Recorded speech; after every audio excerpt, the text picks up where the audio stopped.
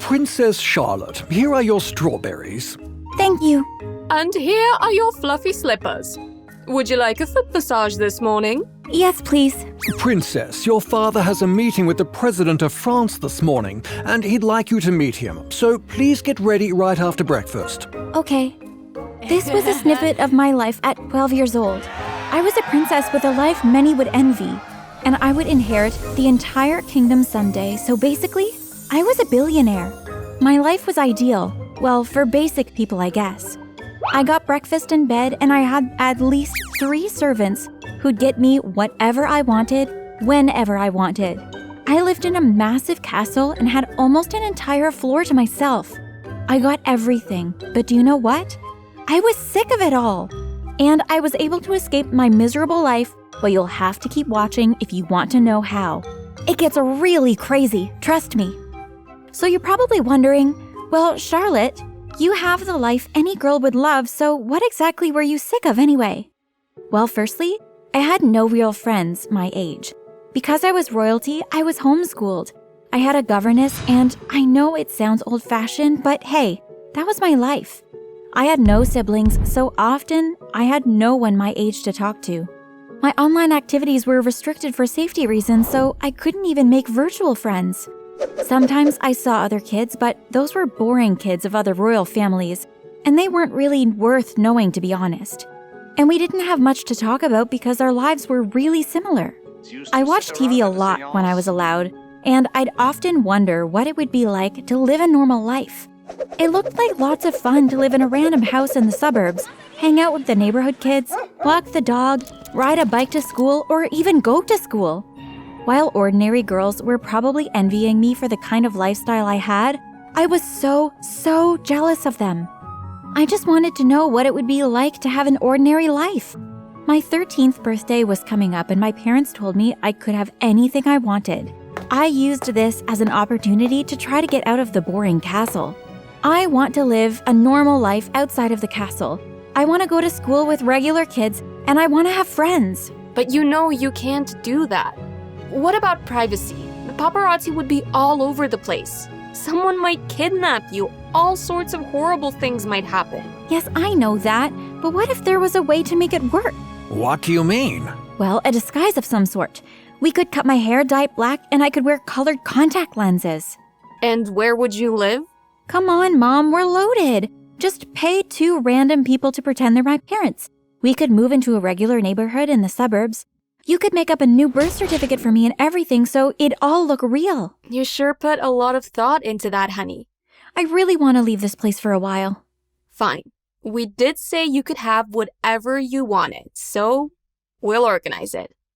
It took them about 2 weeks and lots of interviews to find the right man and woman to pretend to be my parents.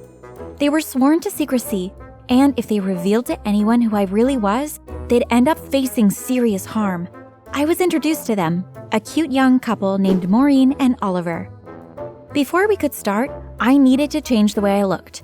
Before, I had long red hair, but we cut it to my shoulders and dyed it black. I wore brown contact lenses over my gray eyes.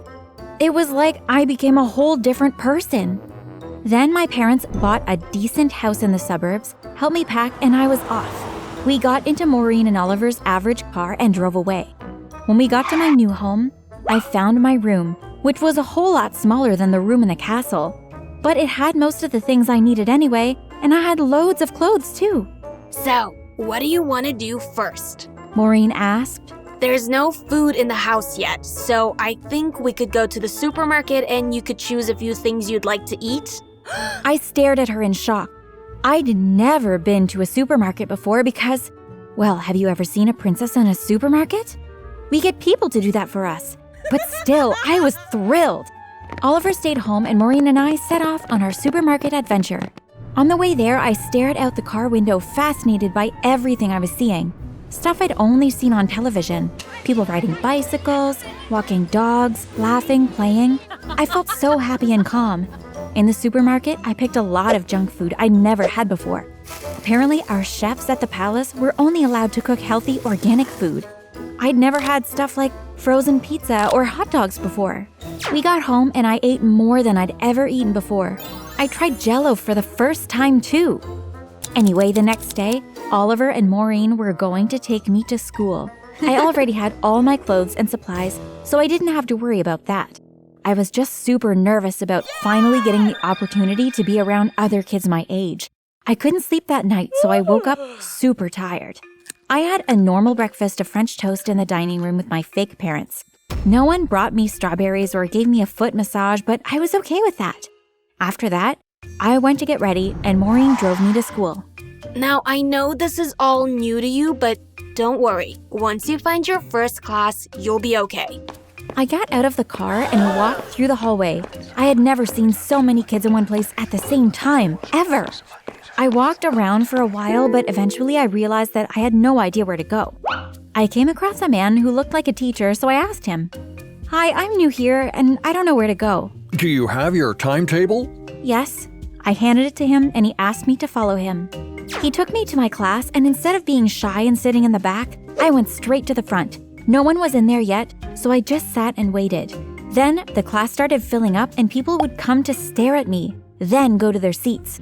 Then what seemed to be my teacher walked in. Good morning, guys. No nonsense today, please. I'm not in the mood for detentions. I've got plans after school. Ooh, Miss Hall, you've got a date. Shut up, Dexter. Oh, it appears we have a new student with us today. Would you mind standing up and introducing yourself? I got up nervously and lied. My name is Stephanie. My parents and I just moved here last week. Nice to meet you, Stephanie. I hope you'll have a wonderful time here. Thanks. My day was thrilling.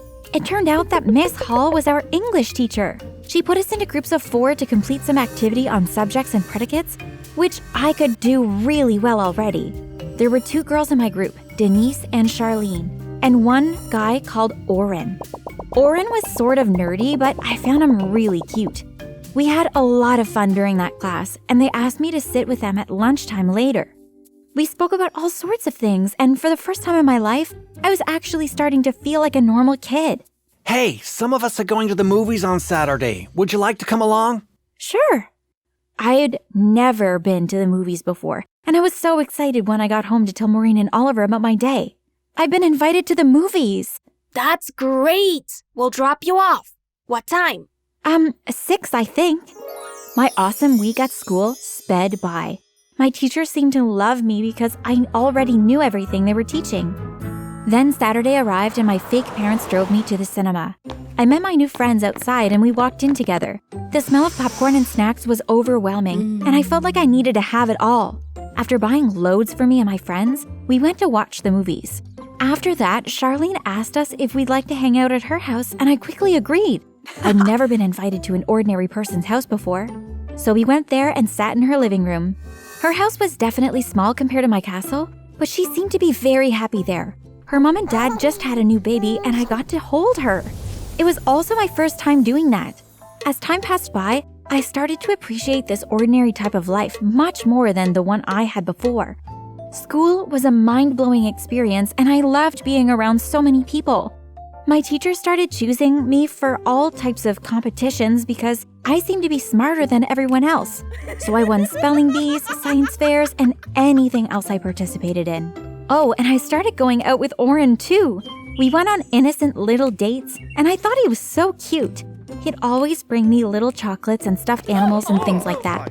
We'd hang out at the mall after school a lot because it became my new favorite place. I loved buying stuff from all the shops and just staring at people wondering what their lives were like. But one day, I think I made a mistake. Oren and I had just left a jewelry store and I had bought about $500 worth of bracelets. How come you have so much money, Stephanie?